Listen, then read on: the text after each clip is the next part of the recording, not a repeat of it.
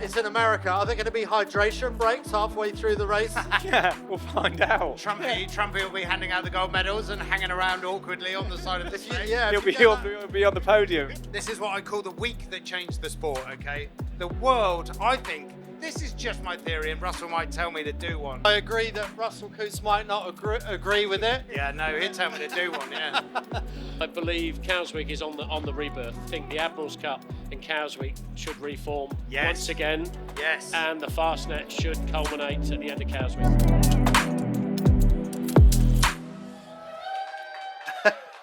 Hello and welcome to episode 32 of the Foil podcast. And it's a very special one today. If you can hear some background noise, we're right by the beer tent at Cows Week! Woo!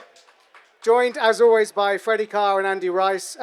It's a very special place, Cows, and it's very special because it's the bicentenary this year, 200 years. 200 years of Cows Week, unbelievable. And you wrote a very nice love letter to it, I Freddie. did. Can you give us a kind of Fred GPT summary of it? I don't know if I can, but just look at the group out here. You know, you look around the crowd.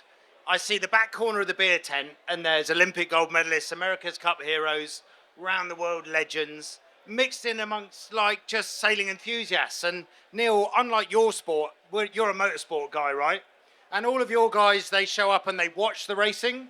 What we do in the sailing community is we go and do the racing, okay? So we go out sailing all day, have a lovely time, and then we come in and smash the rum and cokes and beers and then talk about sailing as well, mate. So one up for us. And you've been out on the water today. You're sailing. What are you sailing? I'm sailing in IRC 0, which is probably the fastest class here at Cows Week. And as I've been going on about in the podcasts all week, well, the last few months, is this class represents just where Grand Prix sailing is going right now. Like, we talked about the re-emergence of the Admiral's Cup and how the fleet is building within the Solent. So what we've got here in IRC 0 with the 50-footers and then IRC 1 with the 40-footers is Grand Prix race teams, like the very top of the sport, building up to next year's Admiral's Cup already. So it's pretty exciting to see that level of sailing out in the Solent. And then you look at record fleets in the Dragons. You look at the Etchel fleets, the X-boats. Like the X-boat fleet we sailed down through downwind today. And man, their racing is unreal. And that's what Cows Week's all about. It's wicked. And Andy, for you, what does it represent? You're sailing this week as well? I'm in that Expo fleet tomorrow. You're going to get your arse kicked, Andy. No, that I am fleet not. Is so good. It's going to be the slowest sailing I've ever done. It is going to be the hardest sailing I've ever done. So we thought we'd take this opportunity because it is such an important place and an important occasion, 200 years of it. To give us a little snapshot, Freddie, if you can, before we bring our first guest on. We thought we would look at the past, the present, and the future of sailing, because it seems to be in such rude health right now. Yeah. To give us a little snapshot of why this is so important. Well, you only have to see what we saw last weekend in Portsmouth with SailGP, and 20,000 people went to Southsea to go and watch SailGP.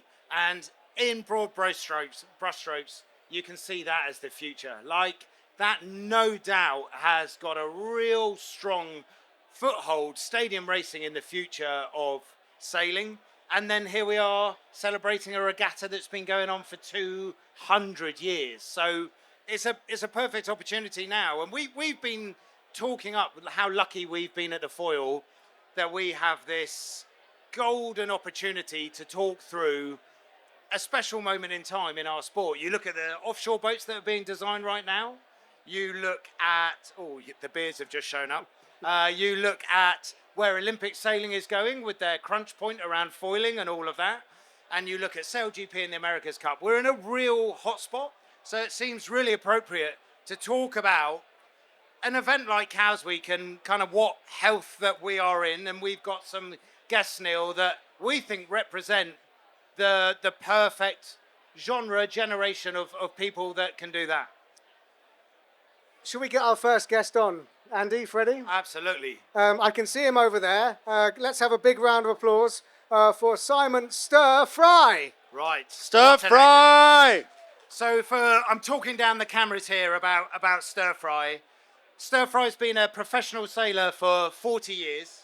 He's won the Etchells Worlds, the Dragon Worlds, the TP52 Worlds, the Melgers 24 Worlds. He's just told me that. Sorry, keep them coming. Swan 45. Swan 45 Worlds. So when we're talking about a man who's lived through sailing going professional, much like rugby went professional in the mid-90s, Stir Fry's that guy. He is one of the best downwind trimmers in the world that you'll work with. If you're going to go and sail on a yacht, he's the man that you want to get. And he's not short of an opinion and loves a Guinness. So I thought, Stir Fry, sorry mate, I thought you'd be the perfect guy to come and talk about past Cows Weeks. Although you are just had a significant birthday, you still did Cows Weeks in the 80s. Yeah, my first Cows Week was 1980. How did you know that? That's 2 years before I was born. Okay. And it was the halcyon days. The Admiral's Cup was in its prime. It was part of Cows Week. The town was buzzing. The IOR fleets were buzzing. As a kid, it was unbelievable. Totally unbelievable. And you must recognise, Pops, today that 200 Cows Week, 200th anniversary of Cows Week, this whole place is buzzing right now. You only have to look out and see the calibre of the sailors, the number of boats. But I know, talking to you on the rail this week, we're sailing together on Gladiator, that you've talked about the good old days. What do you consider like the good old days when it comes to this amazing event like Cows Week, chap? I think, well, Cows Week brings many, many things to the yachting calendar. I think it's part of the social calendar. It enables people to sail in a variety of classes. I think the level at the top of most classes is very, very high. Genuinely, I believe Cows Week is on the rebirth. And I mean, I don't know who's here and whether I'm speaking out of turn. I think the Admiral's Cup and Cows Week should reform once again. Yes. And the Fastnet should culminate at the end of Cows Week. So when I was a nipper, and I think you were sailing on Barlow Plastics. Did you sail on the Mum 36 Barlow Plastics? Yeah. Late 90s? 97. 97. Yeah. So I'd come over to Cows Week as a 15-year-old. My dad said, look, young David, go to Cows Week. I was a pretty chubby laser sailor. I wasn't that good. You still are pretty chubby. I'm still pretty chubby. And he said, go over to Cows Week, walk the dock, you'll get a ride. And I didn't get a ride, and I ended up working at a local newsagent selling ice creams. So that didn't go that well for me. But I remember watching you guys on Barlow Plastics. Cows Week was absolutely buzzing. And sadly, the beer tent was 6 times the size, and we're all over there with a huge scoreboard. Do you consider like that era of Cows Week the golden moment for Cows Week? Oh, I think anywhere from 79 through to maybe 97. And I think 97 was where the Fastnet was taken away. Well, sorry, the Admiral's Cup was taken away from Cows. Yeah, it was halcyon days. Phenomenal. Ricey, were you around in those Cows Weeks or not, chap? Yeah, I would have been. But Stir Fry, if those were the halcyon days, where are we now? Are we coming back to a good period? Or Well, I think the Admiral's Cup, if it were to marry with Cows Week, the two would prosper. I mean, the Admiral's Cup is prospering already, and it's 2-boat teams. It can become 3-boat teams. If you see the calibre of the sailors who are here this week on Callisto, you know, the Kiwis are taking it very, very seriously. Yeah. I just think the marriage and taking it forward, you know, IRC is here to stay. It's been a phenomenally good rule for the last 20 years. It now appears that the Grand Prix bumps have been smoothed out. Maybe you have to move Cows Week so that the Fastnet can be sailed in slightly more daylight. It is a better race in July than it is in August. But surely the people can get together and make it work. And when you see the beer tent like this, the high street has been busy all week. The Solent looked amazing today with the easterly, and we sailed back down. There's 500-600 boats with chutes up. It's good times. nice to see GB1 here as well, and Ben Ainsley and his team doing a bit of Cape 31. But what do you think about the way that the top of the sport has got into foiling, SailGP and America's Cup? Is it so fast and so different that it's sort of lost touch with this kind of sailing? Well, when you say this type of sailor, you look out there and you have every type of sailor. But you don't have foiling here, do you? Do you have foiling? No, but I don't think you have foiling in very many places. So that's my question. Yeah, well, that's my answer. I told you it'd be this guy. So for me, our sport is changing. It is always metamorphing into a different sport. I fully understand that. You know, we've gone from wooden boats, wooden masts, to fiberglass boats with tin rigs. We've gone to carbon boats with carbon masts. We've gone from Dacron sails to carbon sails. The big problem for me is for foiling for a lot of our sailors. It means nothing. They will never experience it. Their yacht club can't cope with it. Why the America's Cup is in foiling boats with a limited crew? Woeful. Why is it woeful? Well, because there's no trickle down. I don't think many people can assimilate with it. And when you look around here and you speak to some of the top professionals that are here, most of which have done the America's Cup, are they really interested in the current America's Cup? No. So the best period of the America's Cup for you was when? I think GBR Challenge 2003, when you were schooling up a young Freddie Carr, beating him up every day in the sail loft. Am I right? no, that's a low light. But Okay, yeah. for me, the halcyon days or the great days of the Cup were all through the 12-metre period. I mean, and then when the Cup went to Fremantle in '87, off the charts. Yeah. You know, the sky was the limit. Yeah. Okay, the boats then changed when Connor won it back, and we went to San Diego. I struggled as soon as we went to foiling cats. I think the interest was done. So if you were king of the America's Cup for 4 years, what kind of boat would you put the America's Cup as in? That's a good question. I like that. 80 foot, let's say 16 crew, human powered winches, relatively light displacement, high stability, planing downwind, and you have to have flying sails. You have to change sails at every mark. Yes. Yeah. Yes. Seeing sails go up and down. An understanding for Joe Bloggs, who sails a Westerly Wombat, and he stands at the bar, and he doesn't know at the moment in SailGP or the Cup whether the boat's going upwind or downwind. I struggle with that. I struggle with that, and I'm on the bloody boat. Yeah, but that's because you had your head up someone else's backside. Hey, all right. Family-friendly podcast, Simon. Hey, Was Pops, a nice backside. and in terms of Cows Week, you think that, like the rebirth of the Admiral's Cup, I genuinely think is one of the most significant things in our sport that we've seen in maybe the last decade. You and I did the last Admiral's Cup together in 2003, and there was a 20-year wait until it rebirthed. So do you think along the same lines that the way the Admiral's Cup and the rebirth of the Sardinia Cup is significant? Oh, 100%. I mean, for a period, perhaps the Super Series or the Med Cup held things together in terms of monohull racing. Yeah. The IRC was going along in the background and ORC was in the background.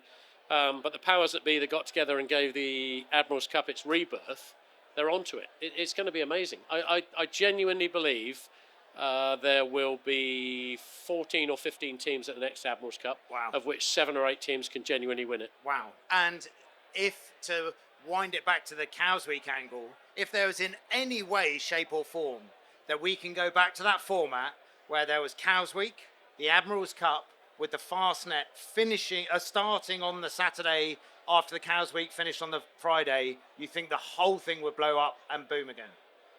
Whether the whole thing will blow up or not, I think is unimportant. What is important is you make it happen, because it's great for the sport, Yes. it's great for the town, Yes. it's great for the industry, it's great for boat builders, mast manufacturers, sailmakers, people who make sandwiches. It's just a great event. Yeah, I hear you. I couldn't agree more.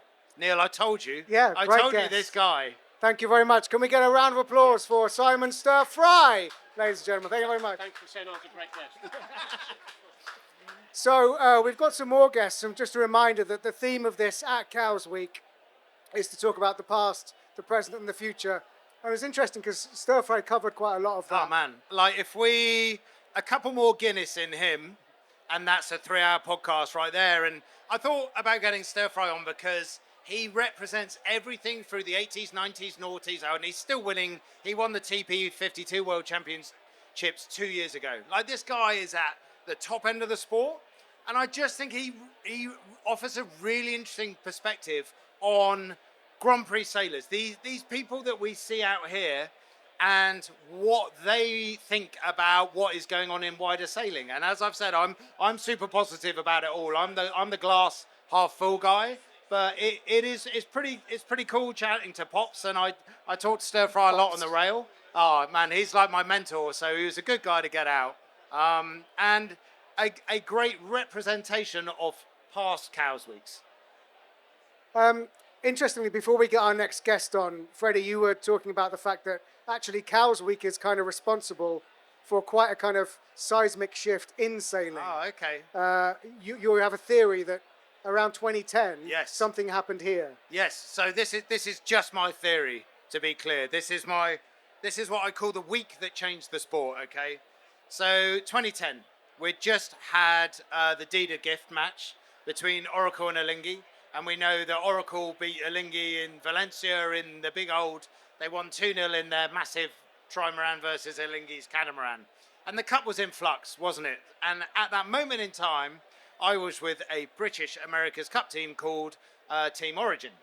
And for the showcase of the America's Cup, we thought now is the time to bring the America's Cup back to the Solent, and we're going to have this event called the 1851 Cup.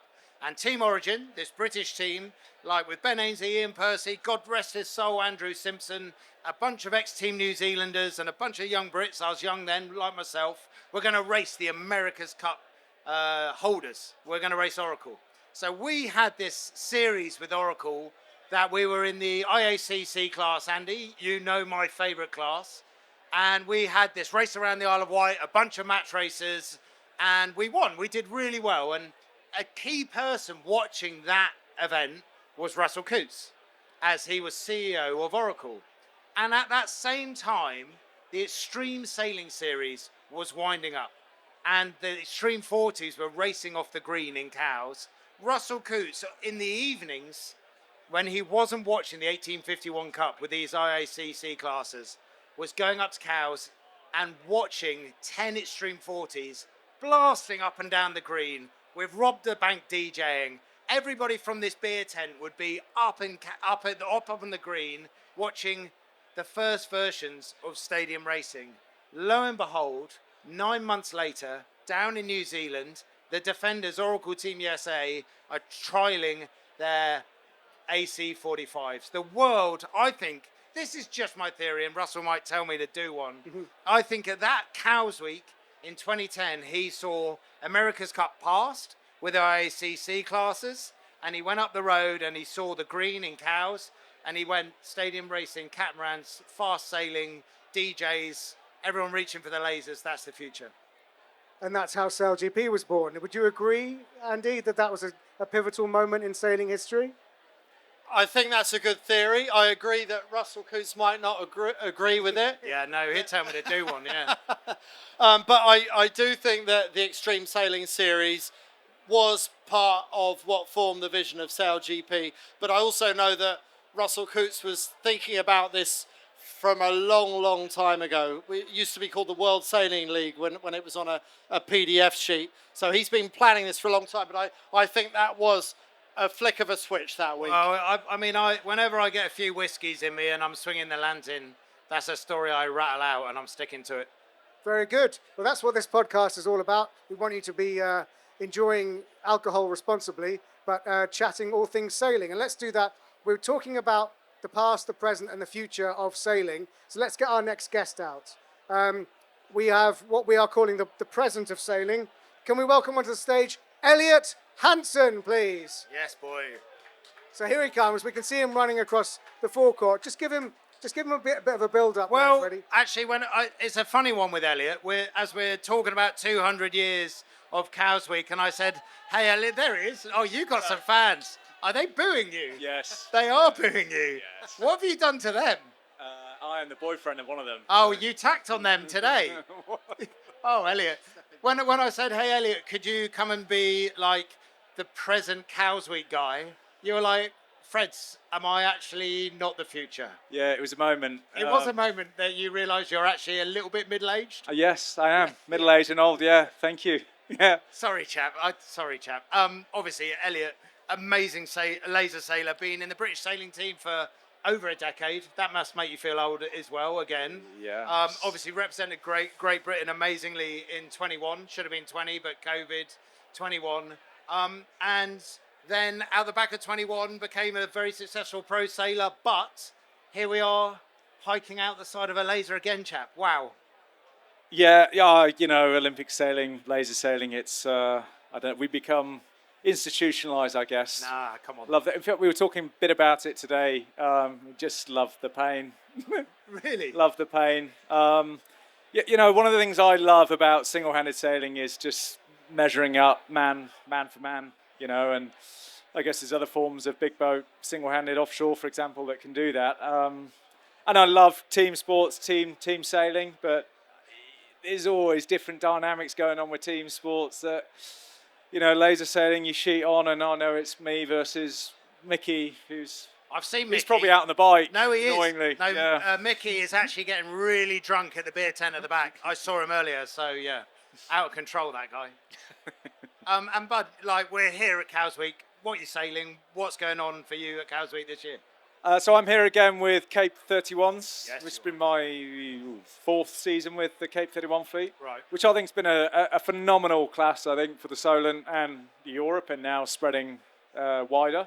It, for me, bridges a bit of gap between smaller sports boats and then the bigger, say, 40 boats. It teaches a lot of skill sets. It's a real good balance of Cat 1 pro sailors, Cat 1 amateur sailors and Cat 3 pro sailors. Good fun vibe, and the racing is incredibly high level. So, yeah, my fourth season of doing that, and I'm loving it. Meanwhile, you've just come back from Long Beach, from Los Angeles, racing on the place where you hope to be representing Great Britain, Los Angeles 2028 Olympic Games. How did it go? What's it like out there? LA is a great Olympic venue. Yeah, it's. I think it will be better than Marseille. If anyone was deciding which sport to watch, I think, you know, sailing. That's will a be, low bar. It's a low bar. It's a really low bar. I think it'll be a fantastic watch. Well, what we've been told already is that potentially the racing window is a bit later in the day, almost guaranteed wind, so less of watching an AP on telly. Yeah, for me personally, it's great couple of weeks. We went last year as well, and we're just trying to learn the venue. And to be honest, the more time we do there, it's almost a bit like the Solent in that on a given day, there's one way to go, and it's about executing. And it's in America. Are there going to be hydration breaks halfway through the race? Yeah, we'll find out. Trumpy will be handing out the gold medals and hanging around awkwardly on the side of the stage. He'll be on the podium. And what about this? There's this new format where it's a lot more loaded onto the final day. It's not a sort of low-scoring aggregate series, old-school kind of scoring. It's much more back end of the regatta. It is, yeah. I'm gonna push against maybe the flow of what everyone's saying. I actually think it's better for the sailors in some ways. Wow. Okay. So, yeah, I'm really interested in this because I'm like the negative guy. Yeah. I'm there knocking it, but I want to hear this. So I speak probably more so from the boats. So a lot of the other foiling boards and windsurfers have different formats. So park that for a second. So the boats, we now get to do 2 medal races, but single points rather than the old double points. And basically, you know, time's gone by. We generally race on very, very hard race courses, very close to shore. So you can get unlucky.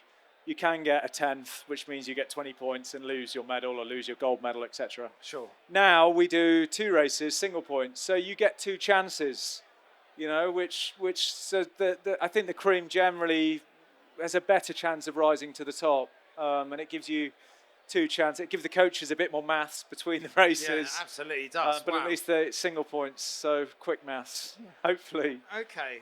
That maths game's not for me, so I'll leave it to the coaches, I think, Andy. And is that format locked in? Or No, I don't believe it is. I think it's been trialled at the minute. I think it's been successful so far.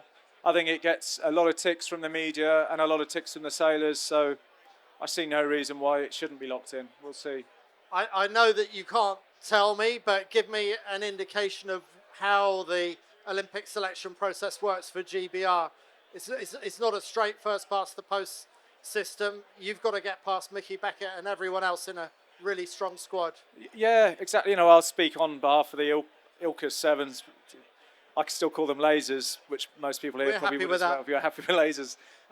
You know, yeah, Mickey and I mean, it's well documented, we're good friends, but fierce rivals. And, you know, we've both been to a games each and had probably a disappointing outcome ultimately. So we both want to go there and rectify that.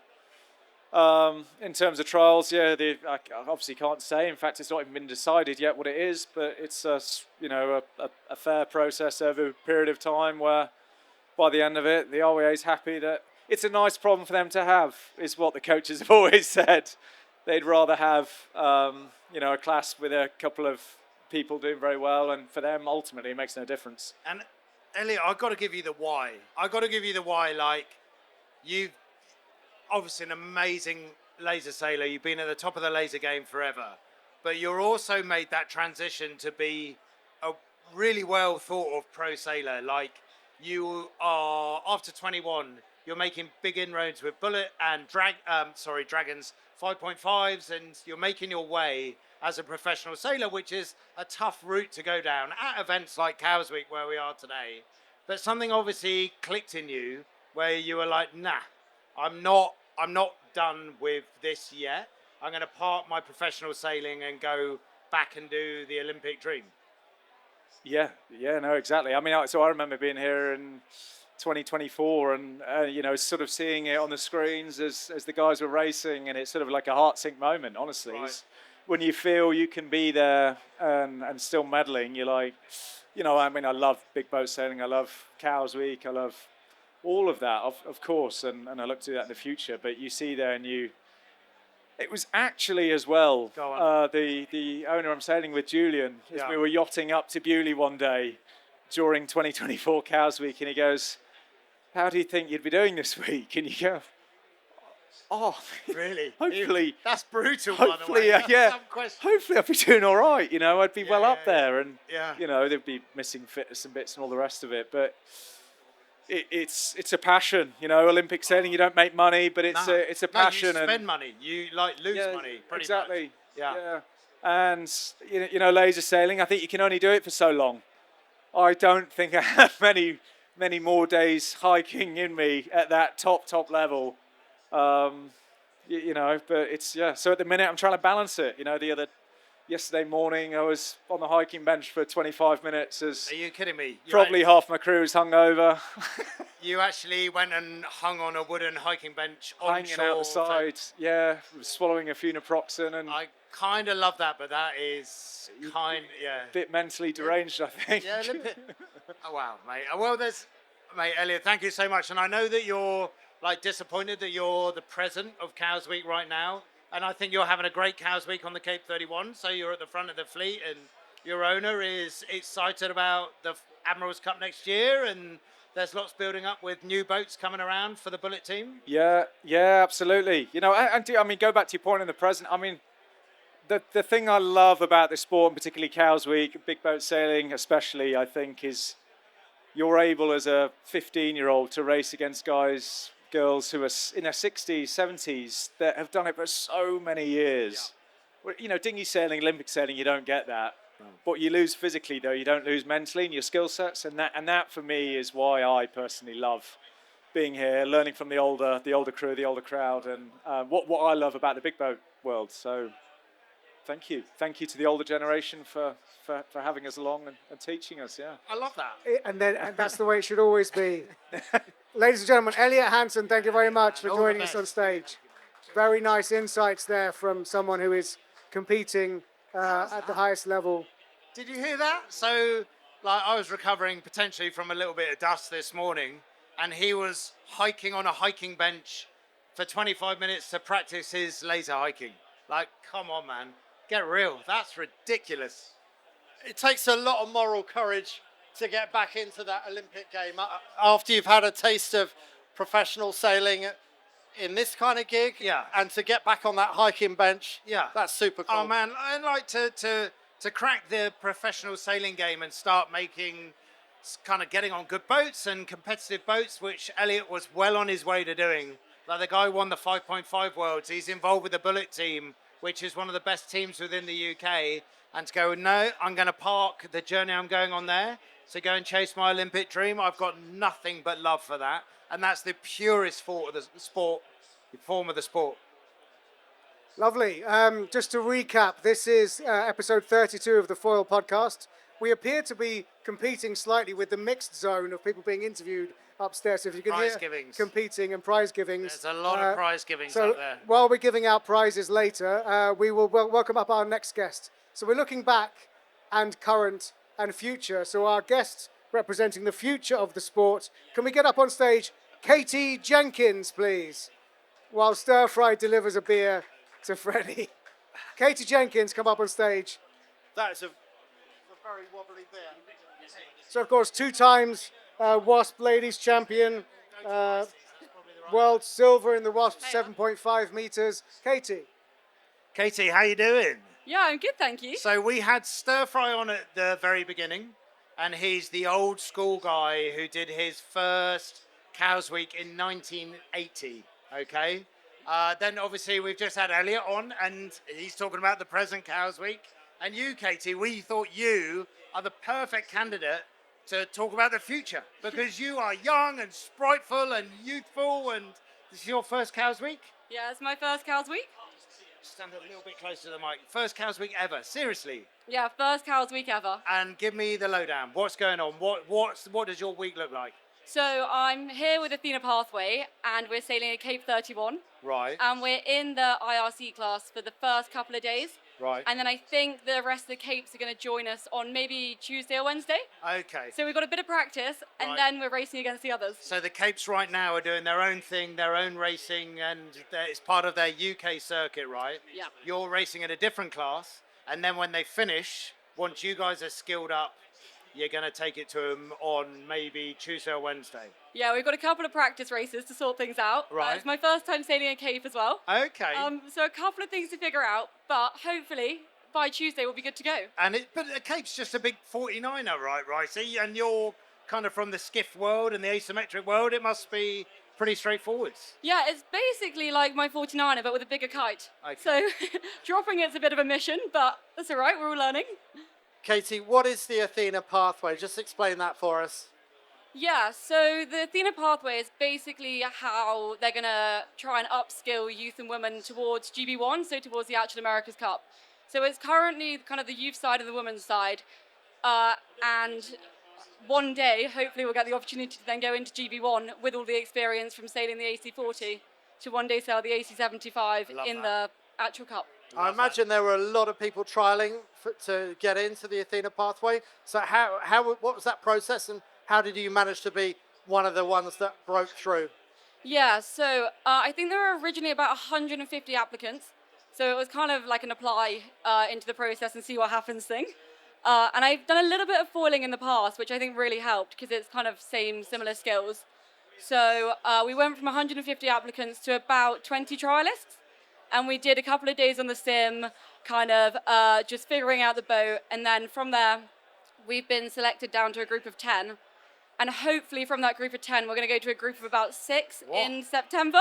So a few more cuts coming. And hopefully, if we're in that group of 6, we're going to go out to Naples and get on the AC40 and go sailing on the actual boat, which would be really cool. So when would you find out if you are one of those 6? Ooh, I think end of September. So we've got a little bit of time to put some hours in, work hard on the sim, and hopefully, fingers crossed, we make the cut. And what do you need to do this week to show up well? Do you feel like you're sort of under observation this week? Yeah, that's heavy, isn't it? That's like a proper trial, I feel. I think this week's a bit of fun.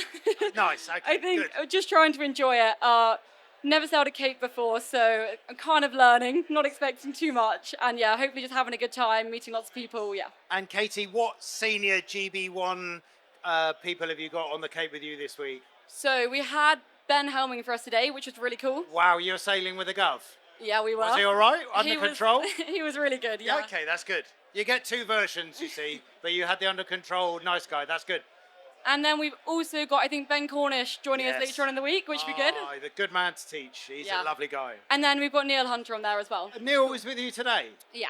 Oh, he's a great man of the sport. You're very lucky. Katy, and in terms of, I got to ask the question, like simulator world versus kind of, I don't know, live sailing world. Are you having to split your time between the two?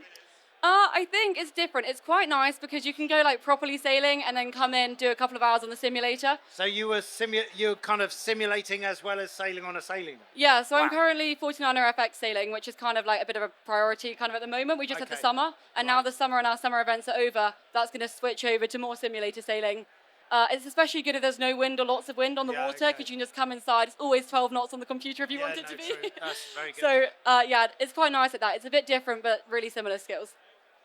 Katy Jenkins, thank you very much. Have a great Cows Week, and we look forward to seeing plenty more of you in the future. Keep Katy an eye. Jenkins. Thank you. Yeah, Katy. Keep an eye on Cornish and Neil. They're little tricksters, those two. So we have one more guest. That's the past, present, and the future Yes. kind of covered. But we do have one more guest, and if you can give us a little intro Well, as we it's bring my, on. it's my mate Dan Fielding that I'm sailing with this week, and we've talked about the past, present, and future. He's going to jump up here. Look at him. There's an ex-Marine for you. Oh my goodness, up you get, Dan. And Dan, for me, represents everything that we've been talking about so far, like what Cows Week represents. And Dan works for. I'm going to talk about you first, mate. Before you get talking, works for Turn to Starboard, a charity that invests in veterans and invests in veterans through sailing and everything that everyone here loves about sailing. And I'm not just talking about going out on the water. I'm talking about the brotherhood, the sisterhood, the camaraderie is what Turn to Starboard with the veterans represent. Dan is a 12-year veteran with the Royal Marine Commandos. Had a bit going on after he left the Marines that I'm sure you'll tell us all about. Yeah. Found sailing. In broad brushstrokes, turned your life around. Yeah. And have been helping other veterans do the same for the last 12 years as COO, Dan. That's it. Right, Come and tell the people your story. Yeah, well, where do we start? Thanks for having us on anyway. So, I'm Dan Fielding. I'm the COO of a veterans charity, Turn to Starboard. And basically what we want to do is get people out on the water that have served our country. Now, a lot of people see that veterans, and you know I get asked this all the time, well, you've got all your limbs, and a lot of people see a veteran as either the 1942 veterans, Second World War, sure. Old people that have, got the medals on, and unfortunately they're all a dying breed now. All that our guys and girls that have come back from Afghan and Iraq that are missing limbs. Now, the missing limbs is only like 0.15% of our veterans, so we've got over 2 million veterans in the UK at the minute that need help, that genuinely need help. And a lot of it is they've offered their time, their life to serve this country and to defend it where it needs and to defend other people. And now they need our help. And it's not just with injury, it's not just mental health. When people leave the services after a good time, they might have done 30 years and had a good time, but you've always had a purpose, you've always had a connection. And as we all know, as seafarers and sailors and racers, that when you're on a boat with your mates, you've got connection. And when you've got a part of the boat that you're driving or you're trimming or whatever that is, you've got a purpose, and that's what we need as humans. And you lot that sail, that have not served, but that sail, you do exactly what we do in the forces anyway. So it's a really good connection over. And Dan, in the 12 years, you've worked for Turn to Starboard for 12 years. Yeah. I'm right in saying you've had 7,000 military veterans come out on your sailing programs. Yeah. And as you said, it's not just people who are physically disabled from serving the country, That's right. suffering from PTSD. These are people that have left our service and effectively lost a bit of purpose, lost that friendship, lost that kinship, and have refound it by going on the water. By getting on the water. I mean, you see, everyone knows what it's like when we're getting ready to go on a boat, whether it's a race, whether it's a nice jolliet to sea. You get ready for it anyway mentally a couple of days before. You get on the boat with your mates, you get the food sorted, you slip the lines, and you're out for an adventure. And all of us want adventure, right? Especially us lot in the forces. We miss that. We slip lines, we go out there, and we see what the weather's got to bring at us. And it all brings us all together, and everyone's got a job, and everyone's got something to do. So, Dan, for everybody who is going to be watching the podcast online on YouTube later in the week, and for people out here in the beer tent, how do they get involved with Turn to Starboard? So, turntostarboard.co.uk, we've got a website. We're on Facebook, Instagram, all the social media. Just give us a shout. All you have to do is come in. If you know a veteran, I always like to put out a mission. And I can't get into every veteran's house, and every veteran that needs us is normally locked inside themselves, locked inside the house. So what I'd like to give all you lot either watching and you lot here at Cows Week is a mission. Someone will know a veteran that needs our help. Yeah. Tell them about us. Yeah. Get them to get in touch. Absolutely. The hardest thing, so I'll tell you a little story if I may really quickly. When I came out fairly bashed up.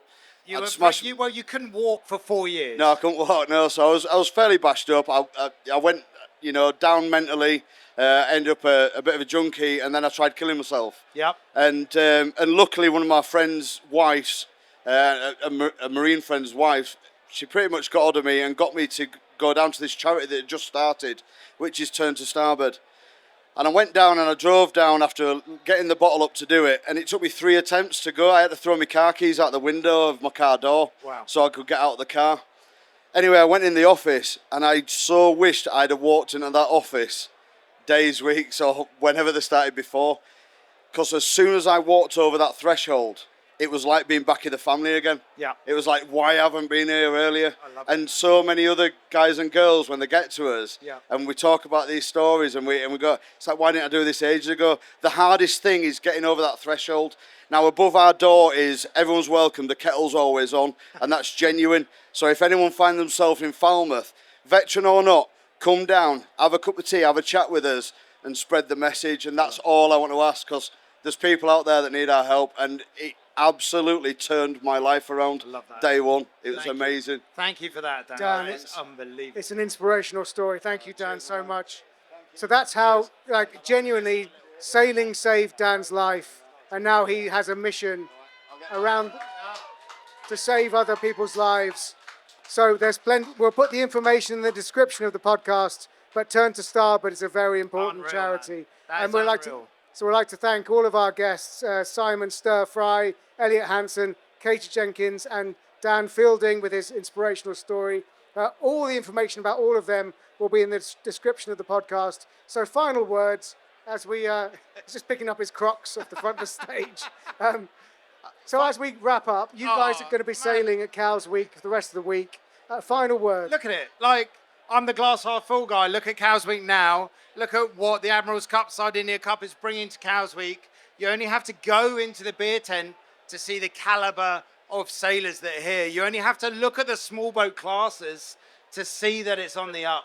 And this is where sailing is going. Like, put the foiling up here. This is going great. This is the America's Cup SailGP, Ferrari Hypersail, Gitana. They're going to go and do their thing. But this right here is what we're about. I genuinely believe that. And it's coming back. It's coming back. I love it. I love it because it is everything from grassroots. You may never have sailed before. This might be your first time ever going racing here at Cowes Week, or you might be like Stir Fry or Elliot and maybe Katy in the future. You've done it all at every level, but you still come to Cowes Week. So you've got everyone from Ben Ainsley to your first time race here at Cowes Week. That's what I love about it. It's so inclusive. Well, thank you, Freddie. Thank you, Andy. Thank you to all of our guests. Thank you to Musto, and thank you to Cowes Week. We're going to go and test our strength at the grinding station. I'm not. But for now, we love you. Thank you very much for being part of the Foil podcast. And I'm not going to apologise for the background noise because everyone's having an amazing time. Having a rave up. Thank you for being there, and good evening.